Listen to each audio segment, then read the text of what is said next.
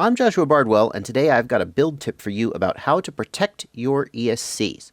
Now, ESCs have traditionally been mounted on the arms of the copter, but if you go back far enough, you used to mount ESCs in a tray underneath the copter. Some of you may remember that. Back with the, I guess the QAV250 used to do that, and there are some other frames that put the ESCs on the inside of the frame, like the Strider that I started out with from Red Rotor.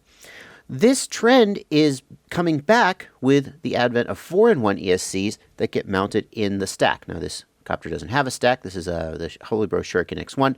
It puts the ESCs on the arms, but more and more the ESCs are going into the stack. And what that means is that you've got wires running the length of the arm. Now, that seems like a good thing because it protects the ESC, but I don't actually agree with that, and I'm going to demonstrate why. The same problem happens to be true on the Shuriken.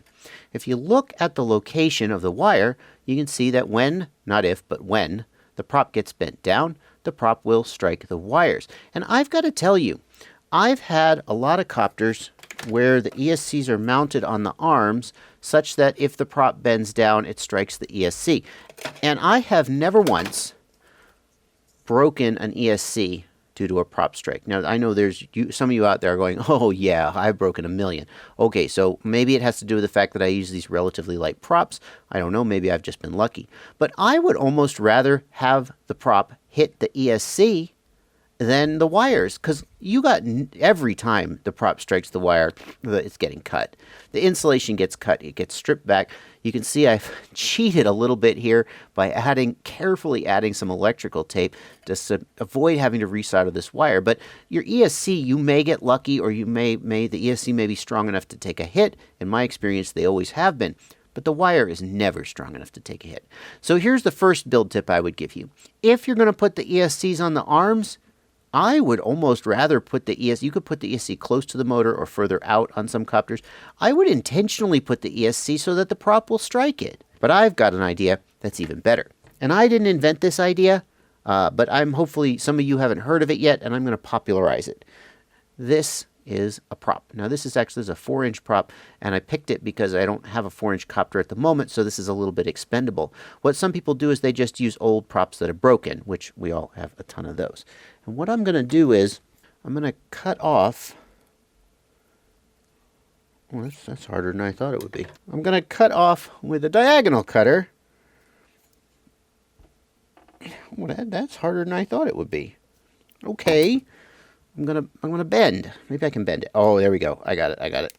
Wow, that's stronger than I thought it would be. I'm gonna take one of these blades and I'm gonna put it on top of the wires and the ESC so as to protect it. Now, if we look here, if you think about what direction the prop is going to be going, that can help you decide where to place this so that it protects the ESC and the wires from prop strikes. And since this is a rear ESC, this is a rear motor, it means it's going to be spinning counterclockwise, which means that the prop is going to strike on the inside here.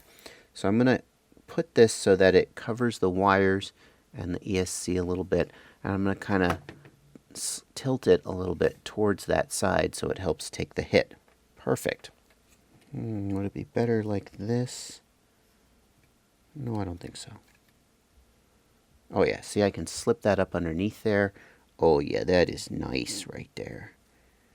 And it's wanting to slip, so let me just get a little bit of foam tape and see if I can't hold it in place with a couple small pieces of foam tape so it stays where I mean to put it. That may be overkill, but I'm I'm prone to that.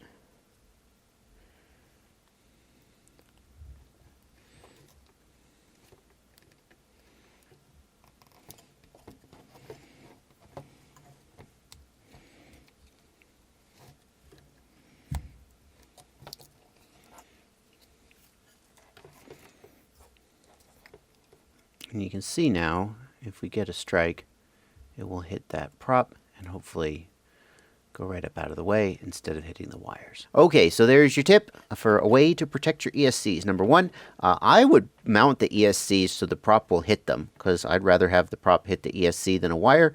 A wire is 100% of the time going to be a repair, and ESC is, from my experience, never going to be a repair, but less of the time. And number two, if you really want to, you can use something like maybe a broken prop or something else to put on top of there. Thanks for watching. Happy flying.